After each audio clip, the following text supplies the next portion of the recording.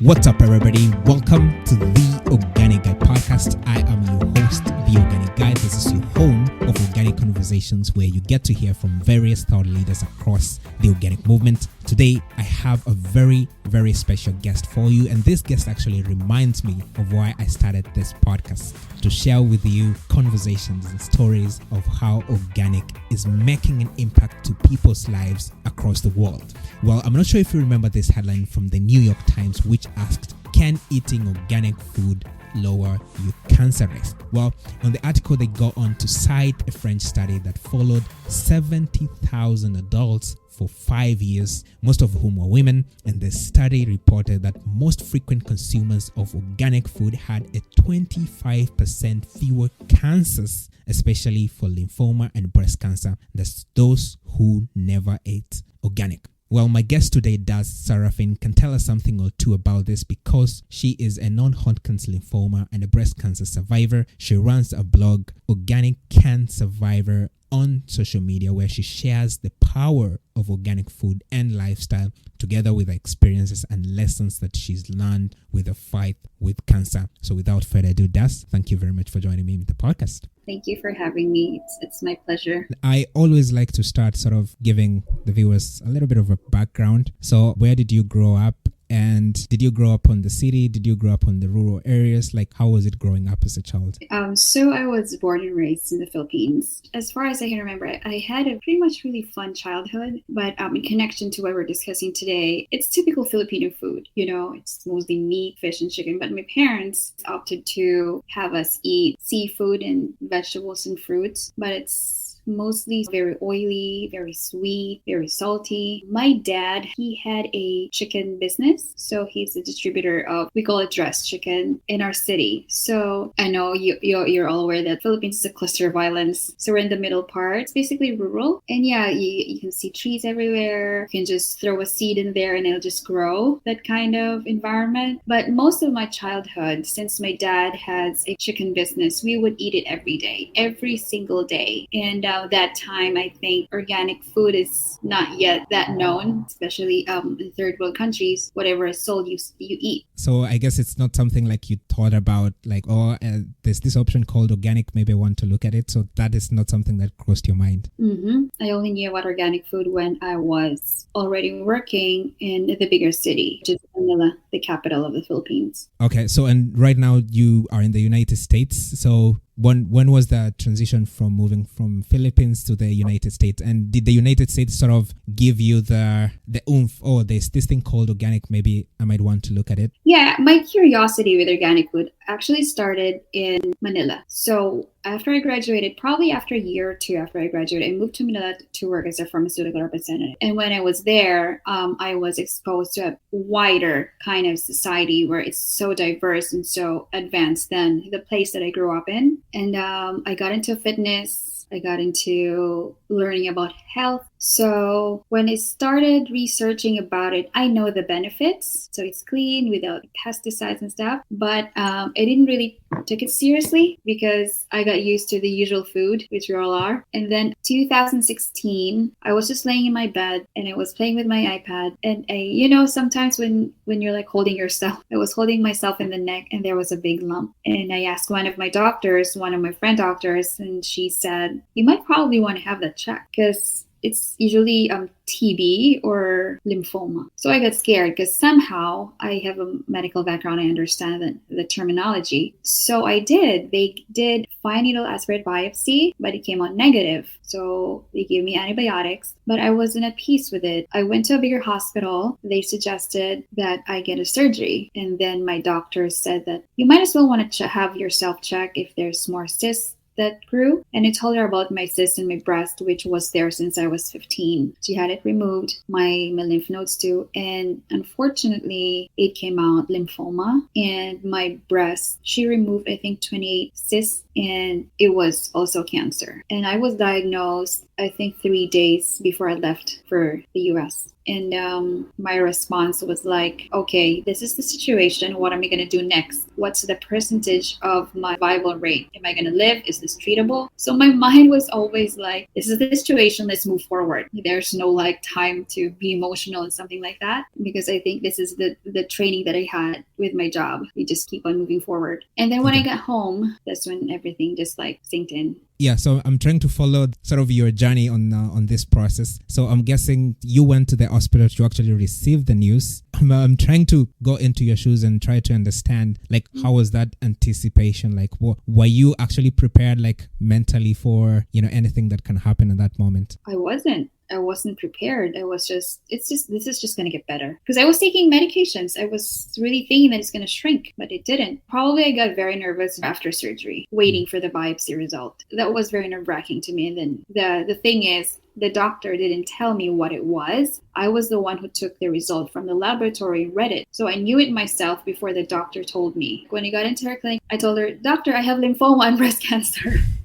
Then she said, I was practicing, how am I going to tell you, because it's two. And that's when I told her, what are we going to do next? I need to know what's next in the timeline. That's kind of weird because, I'm just trying to imagine such a kind of situation. Maybe the doctor will be more careful from the patient not seeing the results or something like that. So in this situation, it seems like you were working in the hospital already. No, I wasn't working in the hospital, but I had a history working in the hospital as an intern. In the Philippines, it's really not like that. I don't know if it changed when I was here, but you can just get your result. And then in these situations, like, was there a history of cancer in your family or something like that? So, or is this something that abruptly happened? So when I flew here, they did genetics tests. They tested my genes and there was nothing. Both sides of the family, there was nothing. Yeah, this was the first case. Mm-hmm. Okay, so for those who don't know what lymphoma is or breast cancer is, can you sort of like give them an overview what it is and how it actually affects your body? So the first one that I had was ductal carcinoma in situ. So basically, I'm just trying to explain this in the simplest form. So it's the first stage of cancer, and eventually the cells evolve, and then it becomes, it metastasizes different parts of the body. So basically, that's the seed that grew. It's already growing. Lymphoma, basically, it's the cancer of the lymph nodes. The lymph nodes is the drainage of the body. It drains the body of all the toxins, gets rid of it. And probably mine was very congested. I had so much toxins in my body because lymphoma, it's not genetics that it causes it. That's what the doctors told me. So it's environmental. I probably was exposed to a chemical that I didn't know. I've been eating food that I wasn't aware that had chemicals that over time it resulted to the cancer. So when I reviewed my life, the food intakes that I did, it was always in a rush. I would eat fast food every day. Everything was processed food. So I was like, this makes sense now. I eat fruits and vegetables, but it's all covered with pesticides and fertilizers. Even the apple that we eat has wax. And I didn't know about that until I had the time to read everything during my chemo. I really want to understand why I got it. I really want to understand how it happened to me because I was working out a lot. I thought I was eating healthy. I was eating healthy processed food.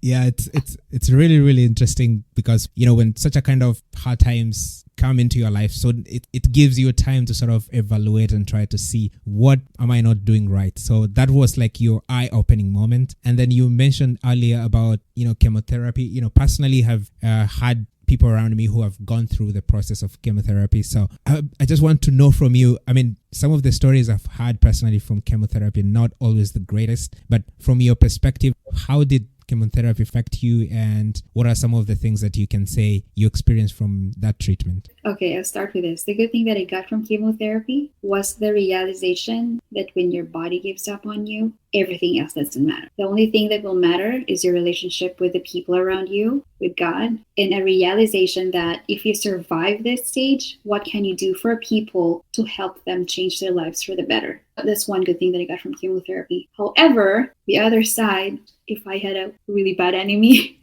I would even wish it to them. I had ABVD, adriamycin, bleomycin, get into the chemotherapy couch. I stay there for at least 6 to 7 hours every 2 weeks. And when I get home, you're like floating Yeah. You can think, it's all clouded. Okay. You don't remember what happened after chemotherapy sessions. And I cannot do human restroom breaks because my digestive system does not function for the whole week. And then that's just how chemotherapy affects you. I lost my hair, of course, and it didn't go back to what it was before. It's thinner now, and I still have the mark. I don't know if you see it, the mark here where they tested. Yeah. Here they tested bleomycin. Yeah.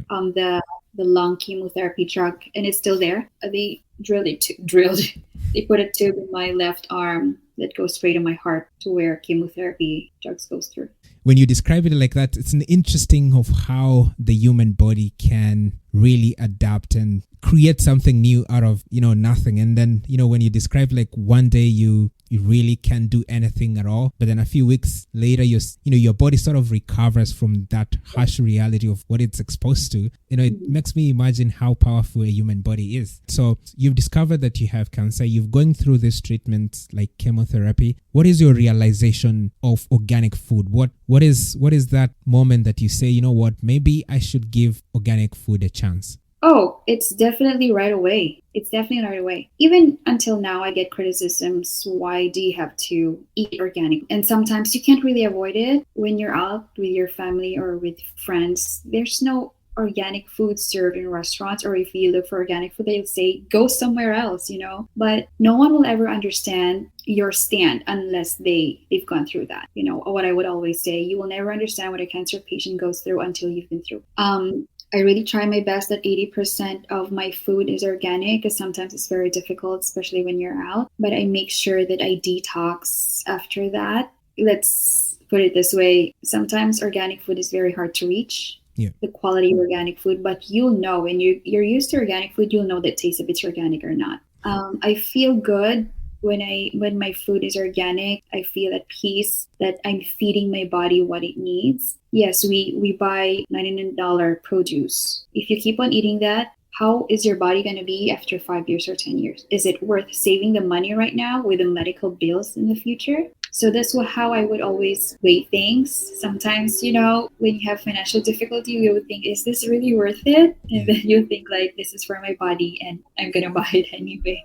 It's always a matter of perspective, really, on how you decide to look at life. So, you give a very good example there of, is it worth for me to save this kind of money so that, I can buy some cheap food that might, give me a bad reaction to the body or might increase my toxins in the body. So your framing actually makes a lot of sense of how you should approach life, especially for organic. We know it can be expensive.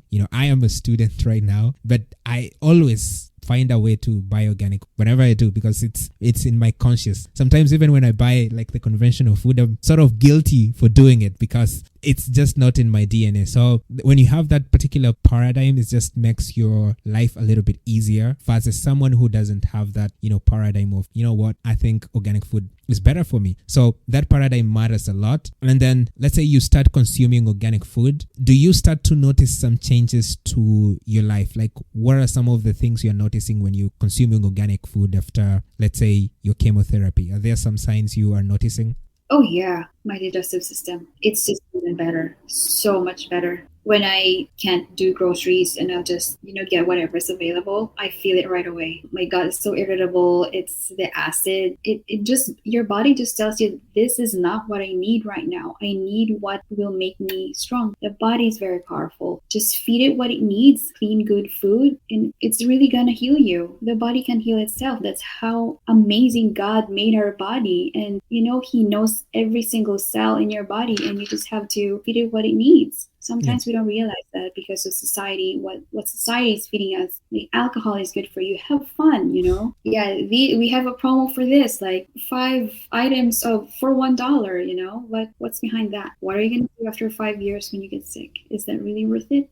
I'm in this space, I talk about organic food a lot, and I always get criticism whenever I give out a post and about organic food. So I'm wondering, in your case, do you also get some criticism when you share, your journey of consuming organic food? And what are some of this criticism that you receive? Oh yeah, a lot. Like a lot. Okay. Like for example, I posted something that I only eat organic food, And then someone who was very close to me said, "You're such a hypocrite. You're not eating all organic food." And this is a person who doesn't even know what's inside my fridge, what I do, what I eat the whole day. So you get hurt, you know. You don't criticize people just because of what you see right now for a 5-minute post. You don't criticize people when you don't even know the whole story. So criticism is a part of it.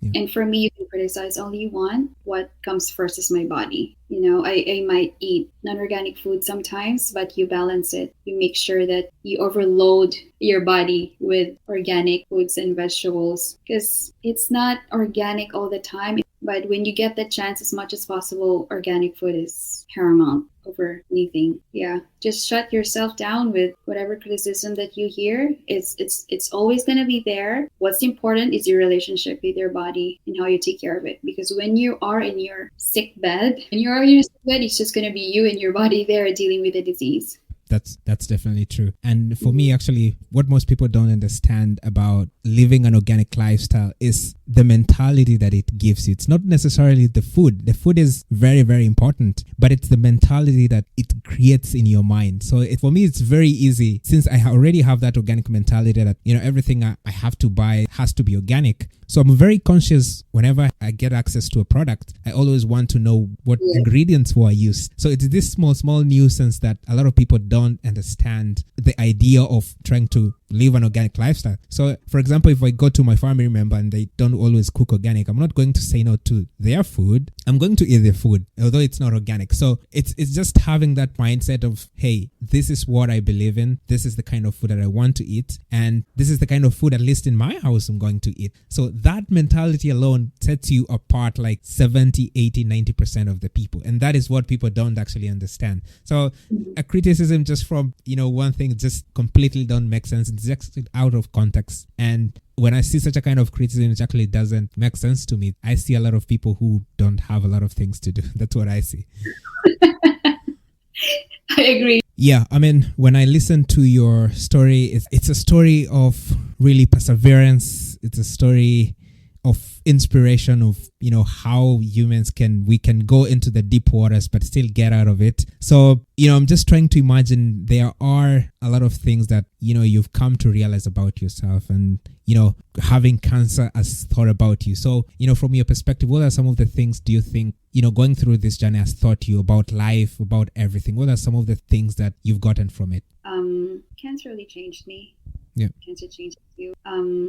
It's not worth wasting your time dealing on negativity. Life is too short. Literally, life is too short. And we only get to live a few years. And life is beautiful, no matter how hard it is. Even though we go through rough times, there's always something beautiful in it that you can look forward to. When I was in my deathbed, I would always think, what did I do with my life? Did I do good to other people? Did I, for myself, that inspired others? I guess my point is, always try to leave something good for others. Take care of yourself, because you're there for a reason. God gave you life for a reason. In your life, someone's looking at your life. They're going to be either, I don't want to be like that, or they're going to be like, I want to be like her. Not to give you pride or to put yourself in higher than anyone else. You know, it may sound cliche, but there's already too much evil in the world.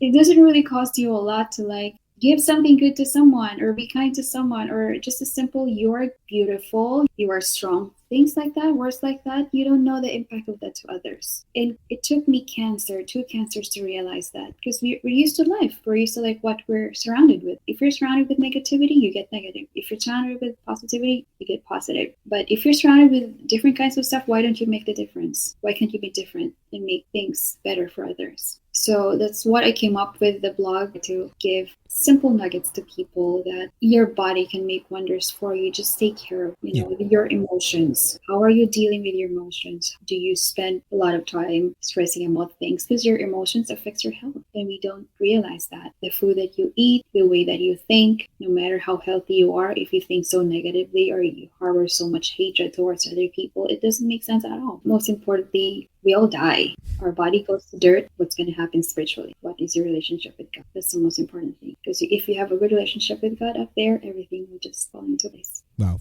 I think that's an amazing perspective to have. Sounds simple, as you say, it sounds cliche, but I think that is a good mental attitude to have. Positivity, I mean, should be, like a given that you should be more positive towards other people. You should want to eat better food. You should want to have a better relationship with God. Those are really, really nuggets that a lot of people can agree to, a lot of people can aspire to. And, through your story as well, I try to imagine it's a difficult journey. And through that journey, I guess you sort of need some emotional support, some mental support and people around you. So in your case, I sort of guess it's your family. So how important is it to have that support system, like a family that can sort of help you through this journey? It's very important. Because if you're in that situation when you're feeling future is very blurry, negative things gets into your head. That's why the social workers would always ask, how are you doing? How's your mental health? Because beyond the physical, the mental is sometimes what makes you even more weaker. I am so blessed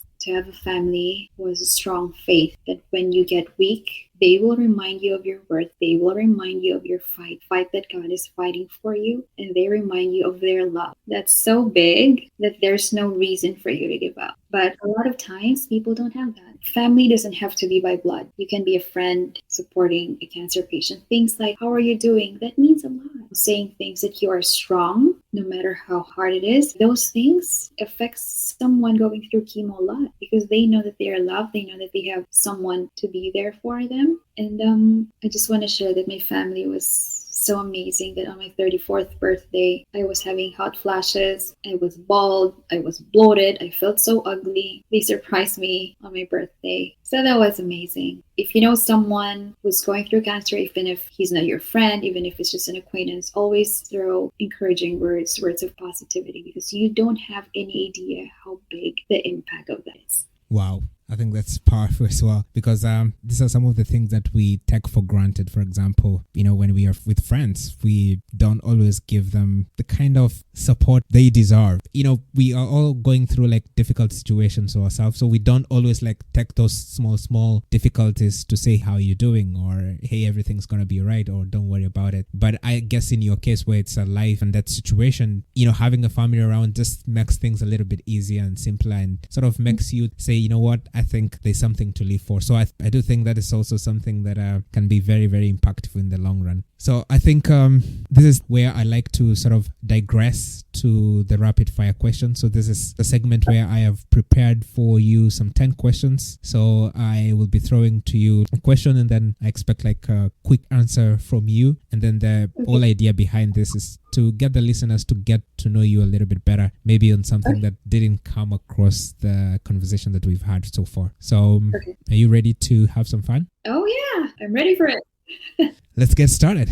So the first question is, what was the first career you dreamed of having as a kid? I want to be a doctor. If you had to eat one meal going forward, what meal would it be? Watermelon. That's it. Interesting choice. Who is your favorite historical figure? Historical figure, probably Queen Elizabeth. So the fourth question is, what sport do you like to watch or participate in? Swimming. I love the water. If you could have any animal in the world as a pet, what would it be and why? A dog. But I can't really touch them because I have a trauma with dogs, so I wish. So the sixth question, what is your favorite beverage, coffee or tea? Tea. Seventh question, what is your favorite book?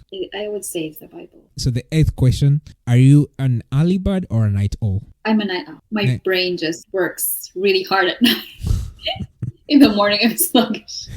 So the ninth question is, what quote resonates with you most? It's more of a Bible verse than a quote. You can do all things through Christ who strengthens me. I've seen that in my life so many times, especially with cancer, 2 cancers.